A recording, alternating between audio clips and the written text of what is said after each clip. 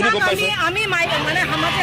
সংবাদ মাধ্যমৰ যোগেদি দেখিছোঁ আচলতে কিমান নিৰ্মমভাৱে তেখেতৰ নিজৰ জ্যেষ্ঠ ভাতৃ তাত আছিলে গোটেই কথাখিনি তেখেতে প্ৰত্যক্ষ কৰিছে তেখেতে কৈছে যে আমি সংবাদ মাধ্যমত দেখিছোঁ আমি শুব পৰা নাই আৰু তেওঁ কৈছে কিমান শংকিত হৈছে যে তেওঁৰ ভায়েকক নিজ ভাতৃক তেওঁ ৰক্ষা কৰিবলৈ যাব পৰা নাই তেতিয়াহ'লে কিমান নিৰ্দয়ভাৱে আৰু কিমান তেওঁ এজন নৰাধম কালপিত তেওঁ কেনেকুৱা খুংখাৰ এজন মানুহ গতিকে নিজৰ ভাতৃক যেতিয়া তেওঁ মৰিয়াই হত্যা কৰিছে তেওঁ এজন নিজৰ জ্যেষ্ঠ ভাতৃ তালৈ যাবলৈ ভয় কৰিছে গোটেই পৰিৱেশটো আচলতে কেনেকুৱা ধৰণৰ হৈছে আৰু আমি অতিকৈ আচলতে মৰ্মাহত হৈছোঁ আৰু আমি আশ্চৰ্যজনক কথা যে নাওখলীয়া স্থিত যিটো ৰিহাব চেণ্টাৰ আছে তাত আৰক্ষী প্ৰশাসনৰ একো তাত দায়িত্ব নাছিলে নেকি যে তেওঁলোকৰ এনেকুৱা ধৰণৰ তেওঁলোকে কৈছে যে আৰু যেতিয়া আমি দেখিছোঁ যে অমন সোণাৰক আমি সংবাদ মাধ্যমত দেখিছোঁ যে তেওঁ যিটো শৰীৰত ইমান দাগ আছে আৰু গুপ্তাংগত তেখেতক খুব নিৰ্মমভাৱে মাৰিছে আৰু সেই ফলশ্ৰুতিতে কিন্তু ল'ৰাটো খোজো কাঢ়িব নোৱাৰে বুলি কৈছে তাক বহুৱাই থোৱা হয় বুলি কৈছে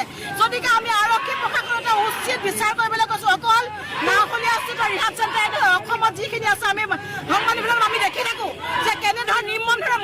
মৰিয়াই য'ত আমাৰ তাত মানসিক ৰোগীক যেনেকৈ তাত কৰা হয়